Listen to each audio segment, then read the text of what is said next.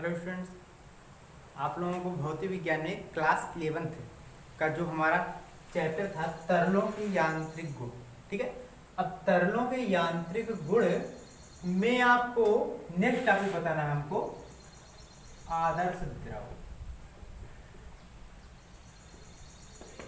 ठीक है, इसके पहले आप लोग पास्कल का नियम अध्ययन कर चुके हैं। ठीक है ना, तो आदर्श द्रव है क्या, ध्यान से जानिए, समझिए कि ऐसा द्रव जिसकी श्यानता तथा संपीड्यता शून्य होती है उसे क्या कहते हैं, आदर्श द्रव। आदर्श द्रव क्या है, ऐसा द्रव जिसकी श्यानता तथा संपीड्यता शून्य होती है उसे आदर्श द्रव कहते हैं। अब कहेंगे सर श्यानता क्या है, संपीड्यता पढ़ाया गया है। ठीक है, क्या है संपीड्यता, आयतन प्रत्यास्थ गुणांक के बीच तुमको ही संपीड्यता कहते हैं। अब श्यानता क्या है, श्यानता भी बताया जाता है। ठीक है, अब देखिए आदर्श द्रव तो दो प्रकार का होता है। कौन कौन सा होता है, पहला आपका है, लिखेंगे आदर्श द्रव मुख्यतः दो प्रकार के होते हैं। पहला है धारा रेखीय प्रवाह और दूसरा है विक्षुब्ध या प्रक्षुब्ध प्रवाह। देखिए ध्यान से, इसी में तथ्य छुपा हुआ आप लोग जानते भी।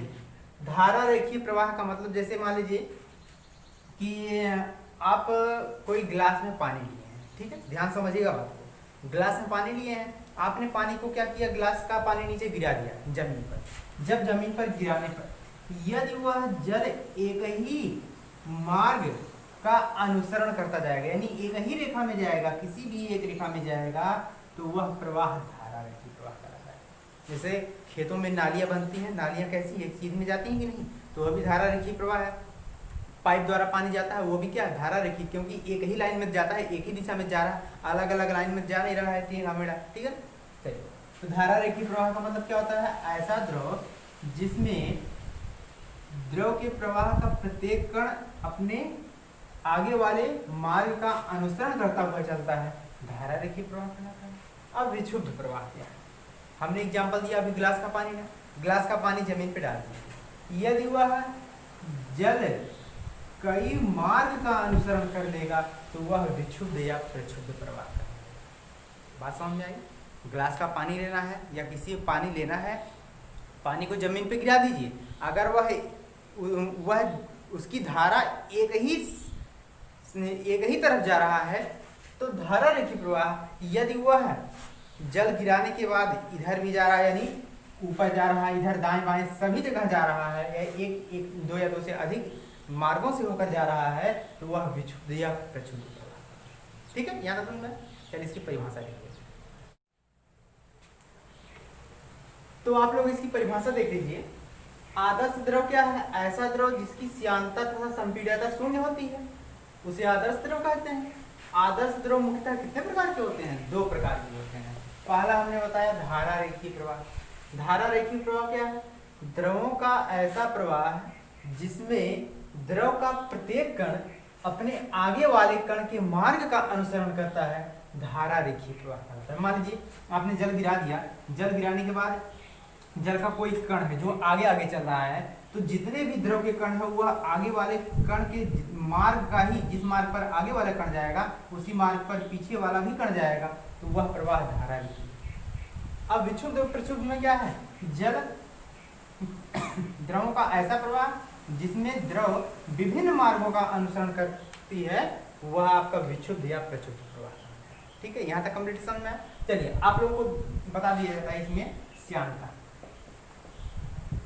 श्यानता क्या है, अब आप लोग ध्यान समझिएगा। मान लीजिए आपने जल गिरा दिया, ठीक है ना, जल मान लीजिए इसी मार्ग से गया, ध्यान से समझिएगा, जल आपने गिराया, जल इसी मार्ग से गया, एक आध घंटे बाद या कुछ समय पश्चात आप लोग फिर से जल गिराइए यहाँ पर, तो फिर भी इसी पर ही तो जल जाएगा, उसी मार्ग से जाने का प्रयास करेगा कि नहीं। जिस मार्ग से पहला जल गया है उसी मार्ग से दोबारा जल गिराएंगे तो उसी मार्ग से जाने का प्रयास करेगा।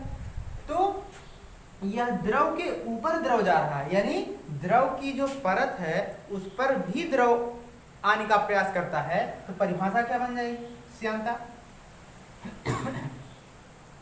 द्रव के प्रवाह में जब द्रव की विभिन्न परतों, द्रव की एक परत थी फिर दोबारा परत आई, तो द्रव की विभिन्न परतों के मध्य गति का विरोध करने वाले बल को ही श्यान बल तथा उसके गुण को श्यानता कहते हैं। यहाँ तक समझ में आया? तो इसकी परिभाषा देखिए। चलिए श्यानता की परिभाषा आप लोग देख लीजिए। श्यानता क्या है? द्रव की भिन्न भिन्न परतों के मध्य उसकी गति का विरोध करने वाले बल को श्यान बल कहते हैं तथा उसके गुण को श्यानता कहते हैं। आई होप यहाँ तक आप लोग कंप्लीटली समझ चुके होंगे। ठीक है, तो द्रव के बारे में याद करना है। आदर्श द्रव दो प्रकार के होते हैं, एक धारा रेखीय प्रवाह, एक विशुद्ध प्रवाह। जो चैप्टर में ज्यादातर आएगा आपका धारा रेखीय प्रवाह से संबंधित ही आएगा। ठीक है, तो धारा रेखीय प्रवाह एक मार्ग पे जाएगा धारा रेखीय प्रवाह, विभिन्न मार्गों पर जाएगा तो विशुद्ध या प्रचुद्ध प्रवाह। और आदर्श द्रव क्या है? जिसमें श्यानता और संपीड्यता शून्य हो वो आपका आदर्श द्रव कहलाएगा। श्यानता की परिभाषा हो गई और आप लोग संपीड्यता के बारे में पहले ही अध्ययन कर चुके हैं। तो आज के लिए इतना ही। आप लोगों को नेक्स्ट टॉपिक जो है वह नेक्स्ट बताया जाएगा। ठीक है, जो भी क्वेश्चन समझ में नहीं आता है, कोई प्रॉब्लम होती है तो आप लोग कमेंट बॉक्स में कमेंट करके पूछ सकते हैं।